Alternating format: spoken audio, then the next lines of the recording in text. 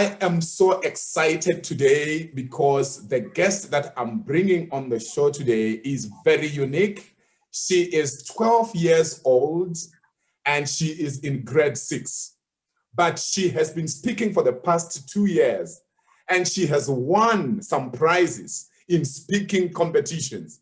Now, many people know that when it comes to the things that are feared on earth, number one fear of most people is death. Number 2 fear is public speaking. Number 3 fear is dying while doing public speaking. And today, I believe, as we talk about speaking and self-confidence with a 12-year-old speaker, I believe that the fear of public speaking is going to go away, and executives out there and anybody who wants to go into speaking, I'm sure they will learn a lot from you. Welcome, NiRita Schoeman.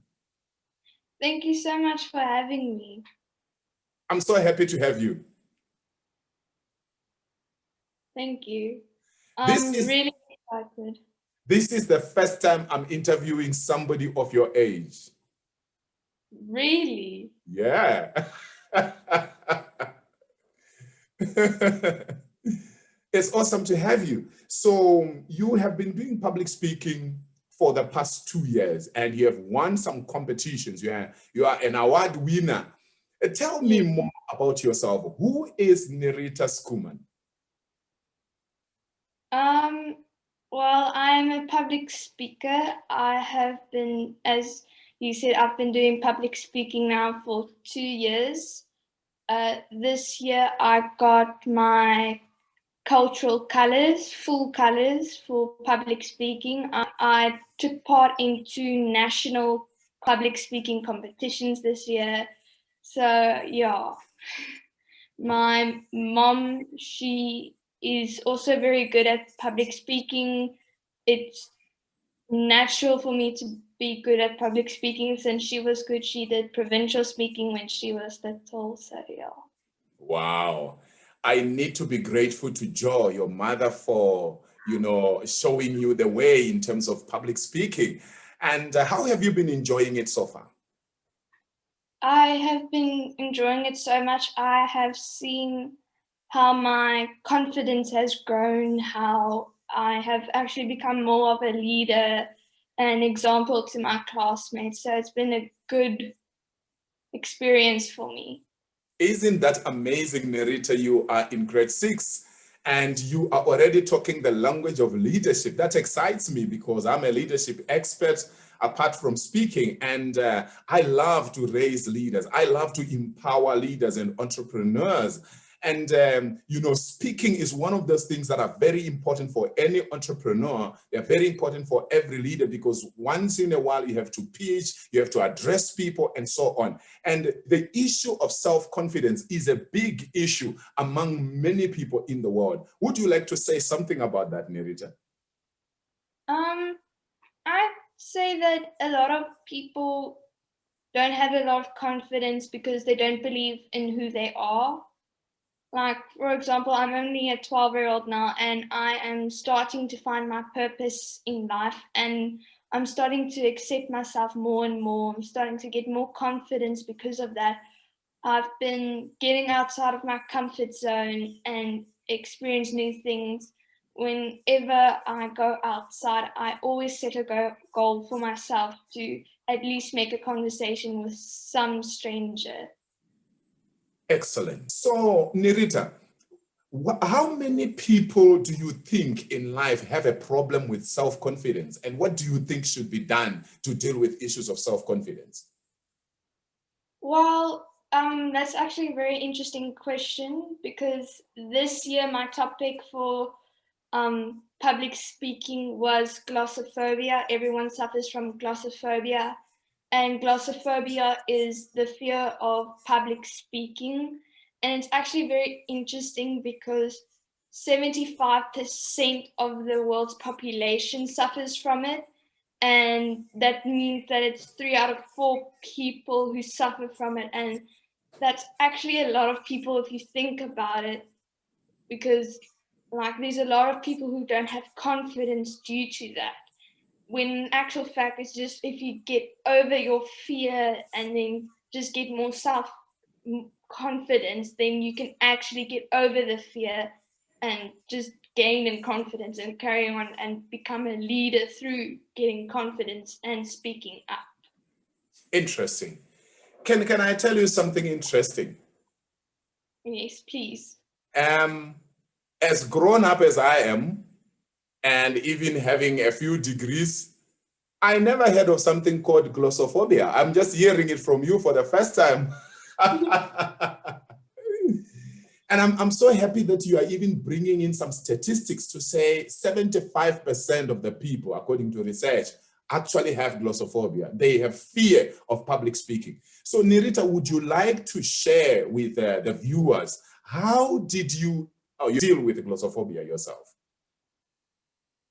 Well, like I had it, as I said, and like I overcame it by just like practicing more my speech and asking, like we live in a complex and all, and I just went to our neighbors and asked, could you listen to my speech? I'm practicing it. I have a competition coming up and all. And then I just say, and then I give my speech, and through that I started to get more confidence in doing the smallest thing of asking people to give my speech to them and stuff like that. Wow. So basically what you are saying, NiRita, is that people should not put themselves under a lot of pressure because of thinking of speaking maybe in a stadium or in a room packed with 1,000 people. You can just start very small. You talk to a few people, maybe in your family, you talk to your friends, you talk in class, and before you know it, bit by bit, you are actually going for national competitions like you are doing. Yeah, like I remember the one day I was practicing my speech. It was actually last year, and I was practicing it in my room, and we've got pets and all, and then I was giving my speech actually to my pets. So even by giving it to like your pets or even animals, or even just looking at yourself, you can actually gain more self-confidence.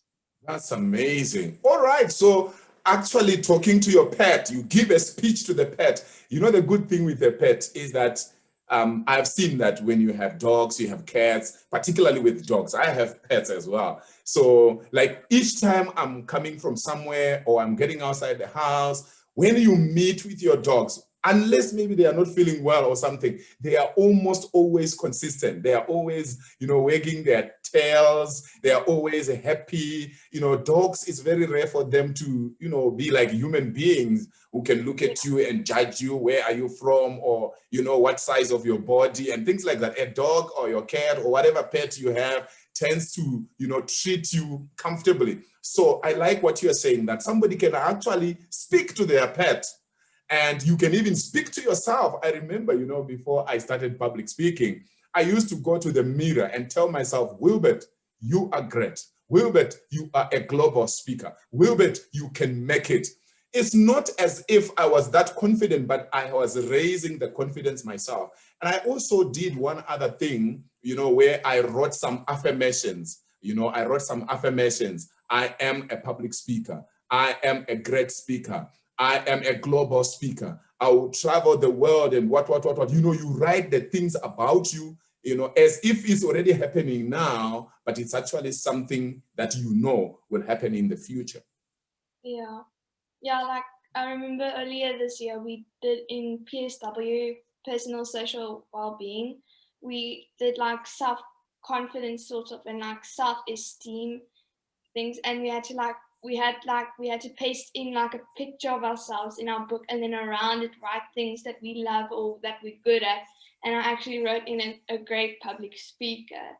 And earlier this year, like I gave myself a goal. Like last year I came second in the Western Cape for public speaking, and then I made myself a goal. Okay, let's go a step forward, let's go for nationals. And I've already made myself another goal of getting colors again next year.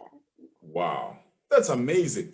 So you see, there are a number of things you have mentioned there. You talked about self-esteem, you talked about self-confidence, and you talked about goal setting, right? And I think these are things that can actually help anybody who is watching us, whether they are young or they are old. because self-esteem has to do with how you view yourself. If you feel you are ugly, even if people tell you you are beautiful, it's not going to work because you have told yourself, I'm ugly. If you tell yourself, I'm useless, even if somebody tells you you are useful, it will be very difficult. So your self-esteem, it comes from your mind. What do you tell yourself? Regardless of what has happened to you in the past, what do you tell yourself? Maybe you failed before at school. Maybe you failed before in business. Maybe you failed as a leader. Maybe you failed in parenting. I don't know what people have failed in. Maybe your health has failed. Whatever has given you a challenge does not define who you are going to be. Your past does not always predict your future. So I like that. So your self-esteem will definitely, contribute to your confidence. If you have low self-esteem, you look down on yourself, it's difficult for you to have high self-confidence. Yeah, it's like my mom always tells me this, like I've got a very strong belief system and all, and my mom gives me an example of like a door. She says, if you say that there's a hole in it, but she clearly knows that there isn't, and she tells you that you will still believe it until you go to it and see it's just a window or stuff like that. Awesome. Yeah. Awesome. So there is a link between self-esteem and self-confidence. In other words, many people who have glossophobia, many people who have self-confidence issues, many people who fear standing in front of people, whether in the class or at work or in business or wherever, it could be that their challenge is not necessarily the confidence, but it's actually self-esteem. I have seen that many times when I'm coaching leaders, when I'm coaching CEOs and managers and directors, you realize that somebody comes and says, please help me. I want to have more self-confidence. When I start working with them, when I start coaching them, I realize that their problem is not really the self-confidence. The problem is the self-esteem. Then I need to dig to find out what has caused the low self-esteem, what has caused this person to doubt themselves. Until we deal with that which is causing low self-esteem, it's very difficult to deal with the issue of self-confidence. Yeah. Amazing. And then you mentioned the issue of goals, NiRita. Yeah. It's amazing that you brought that up, because if you do not have goals as a speaker, you don't have goals as a leader, you don't have goals as an entrepreneur, you don't have goals as a student, then, I mean, it's like, you imagine somebody goes to the bus terminus or they go to the airport and they are asked, so where are you going? And they say anywhere. So it means they don't have a vision, they don't have any goals. All they are doing is they are on a journey. Nobody can help you when you are going anywhere. Would you like to say a bit about goals and link it to self-confidence as we come to the end, NiRita? Well, like I have seen, like even with my classmates and even at my school, I set out goals for me. For example, I set out a goal for me that I'm going to each term improve my marks. I'm going to improve in my maths and stuff like that. And like I set out the goals and I worked hard on my studying. I worked hard on practicing it. And in the end, I was now in the third term, and I got our report cards back, and I actually improved extremely well with all my marks and all, because I set out the goal. And through that, I also found that even with setting out the goals, I improved in my self-esteem, my confidence, and even my teacher, he could see it. Like on our report cards, we get like a comment on it, and then he said, I can see how the public speaking has improved the confidence. I can see how her confidence has grown, and I can see how she has improved with the grades and everything. Wow. So goal setting has really worked for you as well in terms of raising your self-confidence, the same way that you also worked on your self-esteem. Yeah. As we go towards the end, NiRita, do you have certain role models that you look up to that inspire you in the speaking journey? Well, I do have some role models. For example, I have my mom. She has done a lot and she has done extremely well with her public speaking and masterminds and stuff like that. And my other role model is Bruce Wade. I call him Mr. Batman. He's very good at his speaking, and I've actually learned a lot from him. He's taught me so much, and through that I have actually improved with my public speaking and also, yeah.